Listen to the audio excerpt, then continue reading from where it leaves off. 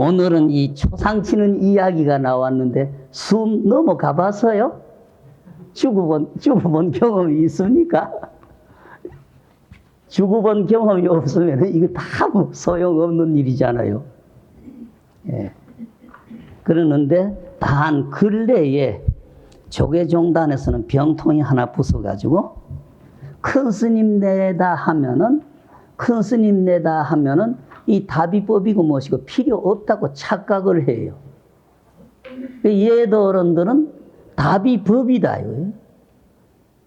돌아가신 당자하고는 해당이 안 돼도 곁에 대중이 그분 앞에서 금강경을 읽고 이 다비법 법문을 하는데 무상을 느껴가지고 공부하도록 만드는 게 답이다 이거예요. 그러니까 그 스님, 돌아가신 스님한테는 해당이 안 돼도 곁에 대중 스님네가 그 스님 앞에 여러 스님네가 모여서 금강경도 읽고 다비문도 읽고 하는 속에 무상을 깨닫고 공부하려고 하는 생각을 일으키게 하기 위해서 다비법은 필요한 거다 이겁니다. 근데 근래는 고마 조계종단에 이상해져 가지고 큰 스님 자기 일 마치고 갔는데 무슨 법문이 필요하냐 그러면서 다비문도 읽지도 않고 무슨 아무것도 안 하고 멍청하게 모여서 장난만 치는 이 초상자리가 되어버렸죠. 이건 잘못된 거죠. 그렇게 되면은 이타가 빠져버리지요. 불교는 자리와 이타가 살아야 되는데 자리만 맞춰버리고 갔으면 이타가 없어져요. 그러니까 오늘날 스님네가 곳곳에 보면은 이타를 살리지를 못하고 자리에만 빠져버리는 그런 자리가 있습니다. 그거는 불교가 잘 못된 거죠. 부처님의 가르침은 분명히 자리와 이타가 겸해져야 되고 오히려 이타가 더 큰 비중을 차지해야 되는데 자리 쪽만 생각해버리는 것은 불교가 아니고 불교인이 아니고 스님네가 가는 길이 아니죠. 이타를 위해서 다비법이라는 게 꼭 필요하니까 아무리 그 스님이 큰 스님이라서 가셨더라도 옛날 어른들은 꼭 다비법을 지켰어요. 근래는 그만 조계종단에 전부가 다 큰 스님이 돼버려가지고 일 마치신 스님한테 무슨 법문이 필요한가 꼭 그분에게만 법문이 해당되는 것처럼 착각을 하는데 이걸 듣고 보고 해서 옆에 사람이 무상을 깨닫고 공부를 하기 시작하면 그게 바로 이타하는 방법, 그것 때문에 다비법이 필요하고 초상난 뒤에 경을 읽고 여러 가지 일을 하는 게 필요한 거지요. 예. 특히 스님네가 이타를 망각을 해버리는 예가 있는데 그 스님네는 언제나 이타를 잊어버리면 안 되죠. 자리와 이타가 겸해져야 되고, 예. 그래서 불공을 하든 시식을 하든 이게 결국 자리뿐만 아니라 이타가 주가 되기 때문에 천도 법문도 필요한 거, 천도식이 필요하고 그걸 보고 들으면서 무상을 느껴가지고 발심을 하게 되니까 시식이든 이게 필요한 거죠. 예. 그런데 선생님 아까 다라니 말씀하셨는데요. 하두도 하두지만 다라니가 곱개친 분이 이렇게 있었다는데 다라니에 대해서 확실한 그럼 다라니는 이타에 들어가는 그 자리였어요. 다라니는 자리로도 쓰고 이타로도 쓰지요. 예, 자기가 그걸 가지고 공부해 나가는 데는 이타가 자리가 될 거고, 그걸 어떤 시식이든지 다른 사람 불공에 쓸 때는 이타가 되니까 다라니는 자리다 이타다 소리를 못 하죠. 다 겸해졌으니까. 그런데 누구보다 그러면 다라니가 더 좀 확실한. 어느 것이 똑같습니다. 똑같습니다. 그래 내가 늘 등산의 비유를 해드리지요. 산에 올라가면은 코스가 하나뿐만은 아니다. 설악산 하나를 가더라도 외설악, 내설악, 십이선녀탕으로 해서 여러 가지 방법이 있는데 하나 선택한다면 흔들지 말아라. 이거는 내가 늘 부탁을 드려요.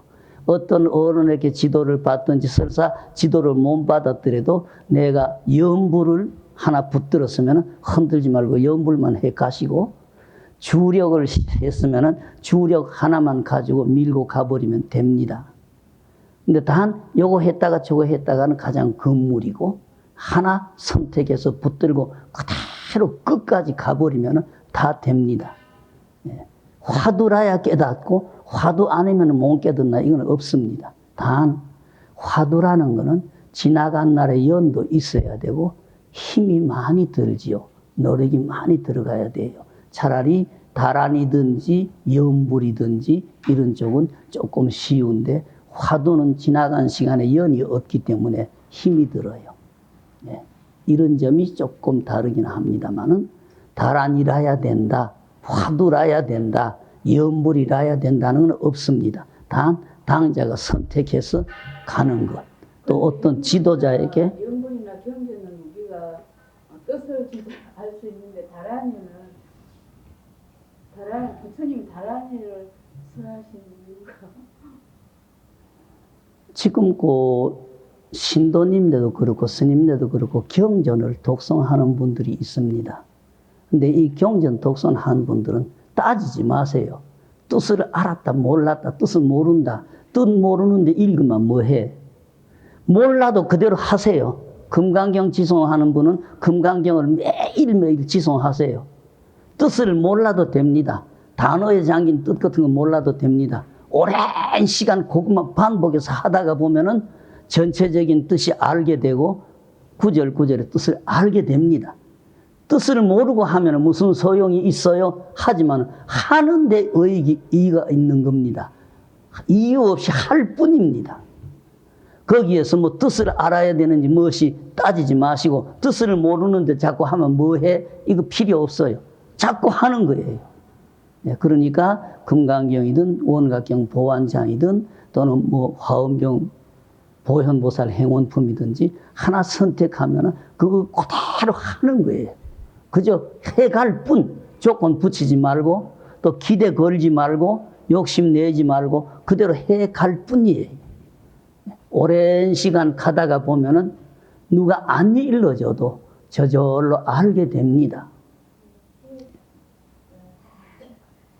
아니 화두하고 다른 얘기가 나왔는데 깨달음이라는 것 자체에 우리가 이제 얘기할 때부터 뭐 무생법입니다. 또 나오는 법을 깨닫는다 이렇게 얘기를 하는데 삼매 그 화두 일념에 든 그 일념이라고 할 때와 또 그 지금 다란이 일념으로 할 때 그 일념으로 화두 일념에 쭉 들어갔을 때는 나라는 어떤 생각이 없을 거 아니에요? 그렇죠. 예, 또 다란이들 일념으로 했을 때 나라는 생각이 없고 그냥 다란이만 있을 그렇죠. 거고 그렇죠. 만 있을 거고 예. 그때에 우리가 일직선이라고 느끼고 거기에서 이제 하다 보면 다란이를 하다 보면 나가 없어지고 또 화두를 하다 보면 나가 없어질 그런 그것을 우리가 이제 나중에서야 알 수 있겠지만 깨닫는다라고 할 때 그런 일직선 상에서 같다라고 이렇게 말씀하시는 것이 가능한지. 그래요. 예. 그 한참 하다가 보면은 다란이도 없고 나도 없고 네. 그렇게 되지요. 예. 그러는데 까딱하면은 허무 무에 빠질 수가 있어요. 무에 빠지면은 거의 커다란 허물이 붙죠. 당나라 무종이라는 임금이 배불 정책 때문에 굉장히 불교 사태가 일어나고 절들이 무너지고 스님들을 강제적으로 퇴속을 시키고 국가 명령 안 듣는 사람들을 죽여버리고 이런 사건이 당나라 무종 때의 불법 사태, 그래서 그 역사상 북의 태무제 때의 불법 사태, 또 중간에 그 주나라라는 이름을 바꿔서 세종하고 해서 그 중국의 불교 역사상 유명 삼무일종의 범난이라고 하는 사건이 벌어지지요. 근데 여기 당나라 무종이라는 임금이 처음에는 독실한 불교 신자였었어요. 근데 그 사람이 중간에 변했거든요. 중간에 변한 동기가 참 모호한 동기가 있었어요. 중국이라는 땅을 가보시면은 저쪽 그 성도다, 뭐 중경이다, 저쪽 쪽은 내 자신이 안 가봤습니다만은 북경으로 해서 중국 본토 가면은 산이 없지요. 전부 황토입니다. 황토 땅이기 때문에 벽돌 문화가 발전이 됐죠. 우리나라는 산에 나무가 있으니까 목재 문화가 발전이 됐고 중국은 황토 땅이기 때문에 벽돌 문화가 발전이 됐죠. 예. 그리고 우리나라는 물이 맑으니까 냉수도 그대로 마실 수가 있었고 중국이라는 땅은 물이 나빠가지고 병이 드니까 그 물을 끓여 먹다가 보니까 차문화 발달된 게 중국 쪽에서 발달된 거고, 예. 조건이 다 까다 있지요. 예. 그래서 당나라 무종이라는 임금이 초기에는 독실한 불교 신자였었는데 중간에 완전히 배불자로 바꿔버렸죠. 지역적인 환경 때문에 중국은 벽돌 문화가 발달했는데 지금 거기 서안 쪽인지 어떤 당나라 서울 근처에 자그마한 산이 있었는데 전부 그 시내의 사람이 집을 지으면서 그 산에 흙을 파다가 집도 짓고 벽돌도 만들어가면서 그 산이 이렇게 없어지게 된 겁니다. 그런데 그 산이 높이도 뭐 몇십 미터 되고 뭐 둘레도 몇십 미터 되겠죠. 옆으로 가가지고 중국의 그 삼생공덕주 배휴정성 삼생공덕주라 그러죠. 원각경 서문 지내가면서 요새 그 하모스님 원각경 그거 가지고 하면 이야기가 안 나옵니다만은 재래 강원에서 연구하던 6권짜리 원각경을 연구하다가 보면 배휴정성의 전생 인연에 대해서 이야기가 다 나옵니다. 배휴정성이 3번을 인간 세상에 인연을 맺어가지고 오면서 공부를 성취를 했다. 그래서 삼생공덕주 또는 배시니까 배시라는 성을 위에 점 찍고 이렇게 안 하고 안이비자 밑에 오디자 쓰면도 배시라고 불렀죠. 배가라고 배시라고. 예. 그래서 배휴정성을 비이공덕주 배시라고 해서 안이비자 밑에 오디자를 하니까 비이공덕주라고도 부르는데 배휴라고 하는 정성이 삼생 3번 몸을 바꿔와가지고 불법에 기여를 했다 그러죠. 예. 첫 생에는 옛날 진나라라 그러죠. 요새 진주 같은 진해서 한문자로 눈깔진자다 그러죠. 예. 나라 진자를 알기 쉽게 진짜가 진시황이라는 그 진자도 있고 우리나라 진주라고 하는 고장에 그 진자도 있는데 알기 쉽게 하는 눈깔진자라 그러죠. 그 위에 모습이 양쪽에 눈천 같은 눈깔진자 예도 어른들이 그렇게 표현했는데 진나라 때 허현도라고 하는 이름으로 와가지고 중국의 월주라고 하는 당에 단목탑이라는 탑을 만들기 시작했죠. 밑둘레가 80리 나와가지고 인공산을 만든 겁니다. 초생에 진나라 때 허현도라는 이름으로 와가지고 겨우 80리 둘레 80리에 밑자리 겨우 만들다가 돌아가셨고 두 번째 양나라 소명태자 요새 우리 금강경 보면 32분이 나오죠. 첫째 법회 인유분이다 뭐 해가지고 32분을 하는 양나라 소명태자라 그러죠. 양무제의 큰아들 소명태자가 돼서 금강경 32분을 만들고 했는데 두 생에 양나라 소명태자가 돼서 그 허현도라는 사람이 전생에 만들어 놓은 주춧돌 인공 탑을 쌓기 시작한 거죠. 산이죠. 그러다가 죽었다. 그때 그 무렵에 탑이 거의 한 70% 이상은 됐기 때문에 누가 저 탑을 이어서 하면 안 됩니까? 그러니까 삼생공덕주가 와야 된다. 그때까지는 미루어두라. 그래서 그대로 두었다가 배휴정성이 와가지고 그 탑을 완성해서 배휴정성은 삼생공덕주 또는 비이공덕주 그렇게 부르죠. 예. 우리 단목탑을 완성했는데 뭐 우리는 인연이 있어가지고 그쪽 못 가봤는데 열반하신 용성노 스님은 월주 땅에 단목탑이라는 탑을 참배했다 그래요. 탑이 아니고 인공산입니다. 인공산. 사람의 손으로 흙을 돌하고 돌하고를 갖다가 쌓아 올려서 만든 인공산이에요. 그 산은 요 밑에서부터 출입구부터 시작해가지고 부처님의 상도 있고 법당도 있고 그 경각도 있고 해서 밑에서부터 이렇게 올라가다가 보면은 뭐 과장된 이야기지만은 신을 틈이 없을 만큼 이 모든 불조나 당우들이 이렇게 돼 있다. 이게 월주당의 단목탑이다 그래요. 예, 아까 말씀대로 열반하신 용성로 스님 갔다 오셨다 근데 우리는 뭐 지금 월주당의 단목탑이라고 하는 좋은 성지가 있다고 그래도 가보지도 못했고, 예. 지금 그 중국 사람들이 그쪽으로 가는 걸 허락을 하는지 모르겠습니다만은, 예.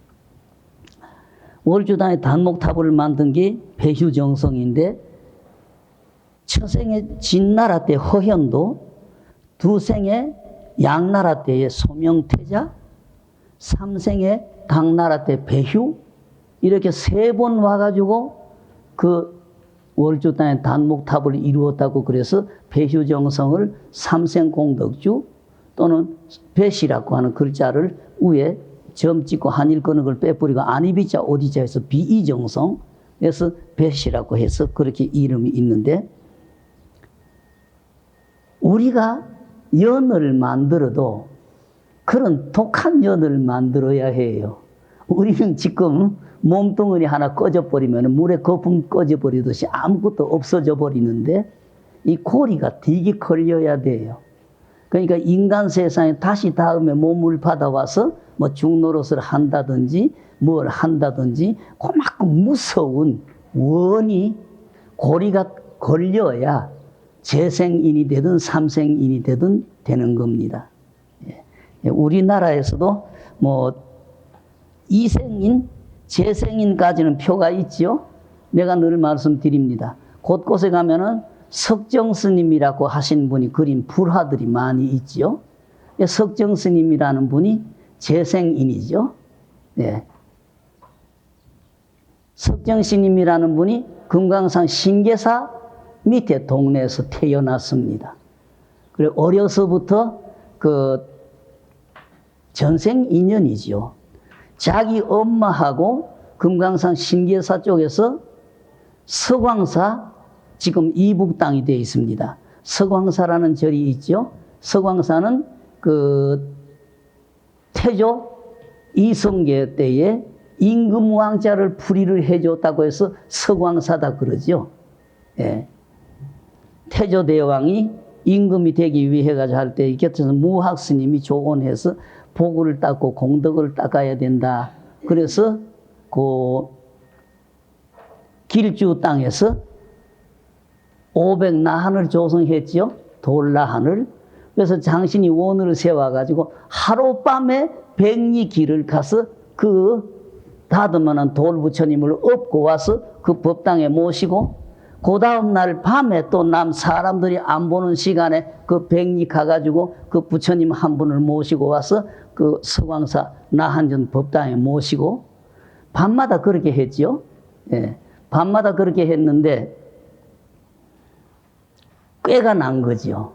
처음에 원은 그렇게 하면 당신이 임금 자리에 갈 수 있을 거다. 무학스님 조언으로 시작을 해서 결국 모든 경제든지 그거는 이태조가 부담을 해서 길주 땅에 500나한을 조성을 해놓고 하루 저녁에 꼭 한 번씩을 모시고 온 겁니다. 그러니까 500번을 모셨으니까 1년 반 거의 2년을 했죠. 마지막 날 꾀가 난 겁니다. 이제까지는 한 번씩 모시고 간다는 원을 세워가지고 해오다가 이제는 마지막 한 2번이 남았으니까 또 오고 하는 게 조금 고달프기도 하고 괴로우니까 꾀를 낸 거죠.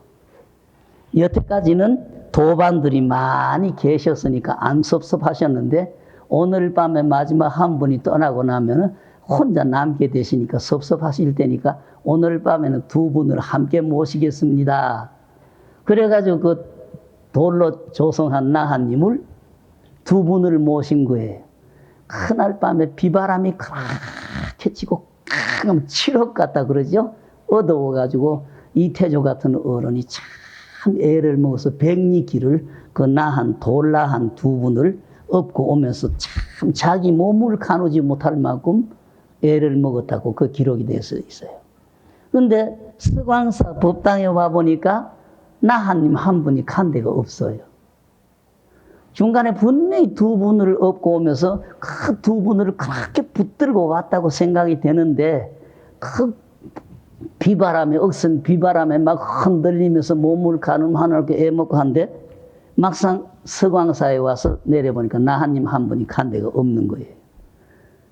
아이고 내가 잘못했다. 중간에 어디서 또 틀렸나 보다 싶어서 그날 밤에 뜬 눈으로 밤새도록 그 길주땅하고 서광사 땅하고 백리길을 왔다 갔다 하면서 당신이 걸어온 길에 어디 나한님 돌라한님이 떨어졌나 싶어서 찾아봤는데 없어요. 그래 걱정을 하고 그 밤을 새는데 그 다음 날 밤에 나한님이 오셔가지고 뭐라고 그래?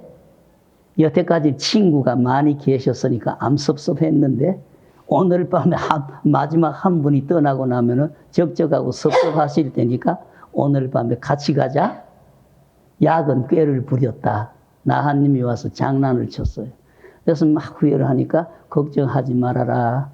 500일에 499일까지 했으면 공은 거의 이루어진 거다. 단 지금 나는 거기가 새로 법당 만들어서 500나한전을 만들어서 모시는 자리가 내 인연터가 아니라서 나는 지금 내 인연터에 와서 있으니까 걱정하지 말아라. 너의 공은 너의 공대로 이루어졌다. 그러면서 네가 너무 걱정하니까 가르쳐준다. 내가 보현사 하비로전에 와서 앉아 있으니까 내 있는 데를 알았으니까 이제 찾으려고 하지 말아라. 처음에도 이야기했는데 그 땅이 나하고 인연터가 아니라 그래서 내가 거기 안 갔을 뿐이다. 나하님이 현몽해 주셨어요. 그 다음에 바로 그 서광사 지금 입주 서광사탕에 500나한전 만들어 놓고 나하님을 길주에서 백리길을 모시다가 한 자리인데 거기에서 묘향산 보현사까지 가신 거예요. 가보니까 하비로전 탁자 위에 돌로 만든 나하님이 앉아 계셨어요. 거기 가서 잘 못했다고 막 무릎이 닳도록 절을 하고 잘 못했습니다. 용서해 주십시오 하고 참회를 하고 절을 하고 그날 밤에 보현사에서 이 서광사 있는 자까지 또 평소 원했던 대로 남이 보지 않는 시간에 모신다고 해서 밤 9시가 넘은 시간에 돌 부처님 모시고 왔는데 하룻밤 지내고 나니까 그 돌 부처님이 또 없어졌어. 현몽을 해서 너에게 내가 이르지 않았느냐. 너의 원을 방해하는 게 아니고 나하고 인연터가 아니기 때문에 내가 거기에 안 갔을 뿐이다. 내가 있는 자리가 묘향산, 보현사, 하비로전 쪽에 내가 와서 있다고 일러줬으니까 걱정하지 말아라. 너의 원은 너의 원대로 이루어진 거다. 그래서 그 다음날 가보니까 묘향산, 보현사, 하비로전에 앉아 계셨어요. 다시 거기 가서 잘못했다고 막 절을 하고 밤 9시가 된 뒤에 그 돌라하님을 모시고 왔는데 서광사 나한전에 모시다니까 또 하룻밤에 가셨어. 그러면서 꿈에 현몽하면서 내가 이야기하지 않느냐. 너의 원을 방해하는 게 아니고 내가 그 땅이 내 인연터가 아니기 때문에 안 갔을 뿐이다. 너의 원은 이루어졌으니까 걱정하지 말아라. 내 인연터가 거기가 아니기 때문에 내가 온 거다. 그래가지고 다시 다음날 가보니까 보현사 하비로전에 계셨어요. 그래가지고 또 다시 모시고 같이 거기서 하루 종일 참회하고 다음에 서광사 법당으로 모시고 왔는데 하룻밤 자고 나니까 또 나하님이 가버렸어. 현몽하면서 내가 이르지 않았느냐. 거기에 너의 공을 반대하는 건 아니고 내가 인연터가 아니기 때문에 거기 안 갔을 뿐이다. 지금도 우리가 지금 남북이 가리워져서 못 가지만은 서광사 500나한전에는 이 남북이 가리워지면서 이북에서 종교를 허락을 안 해가지고 못하지만은 그 서광사 500나한점은 정월 보름날 나한전에 마지를 올리는데 500나한님 앞 앞에 불기 하나씩을 다 올려요. 예, 불기 500개에다가 마지를 다 담아가지고 500나하님 앞 앞에 불기를 올리고 불공을 해요. 그래서 그 노인들 농담이 법당에서 500불기, 아무리 불기가 적어도 500불기를 밥을 담으니 그 밥을 감당 못하지 않아요? 멍석을 펴놓고 그 멍석에다가 불기를 법당에서 비운다. 이거 던져서. 그래가지고 얼마 동안까지 대중 전체가 그 500나한전에 올긴 불기 밥을 가지고 몇 날을 그 밥을 먹고 그런다고 그럽디다마는 그러듯이 그런데 거기에서 떨어져 나온 독성님이라 그러죠. 따로 떨어졌으니까. 독성은 경전상에는 부처님이 없는 세상에 혼자 공부를 해서 도를 이룬 사람을 독각이다, 독성이다 그랬죠. 근데 우리나라에서는 독성이라고 하면은 천태산에 계시는 나반존자라는 어른을 독성님이라 한다. 그러면서 독성각이 곳곳에 가서 있지만은 불교 경전상에 보면은 모순이죠.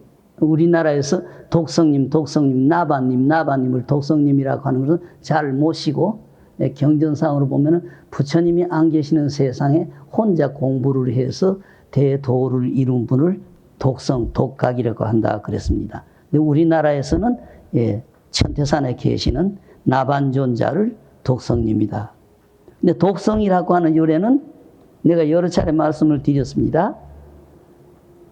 그 빈두로 존자, 부처님의 제자 빈두로 존자가 아라한과를 깨달은 다음에 한번 사리불 존자하고 어디 갔다 오는데 그 부처님이 계셨던 자리가 기원정사였었던지 또 뭐 딴 절이었었던지 그 절에 돌아오는 길에 사리불 존자가 돌아오는 길에 어떤 마을을 지나가는데 그 마을의 부자 하나가 전단 향나무를 가지고 아주 바루를 좋게 만들어 가지고 지금 같으면 한 10m 전봇대 반도 못 되겠지만은 전대 같은 높은 다른 막대를 세워놓고 바루를 달아놓고 신통력으로 가지고 가는 분에게 이 바루를 바친다.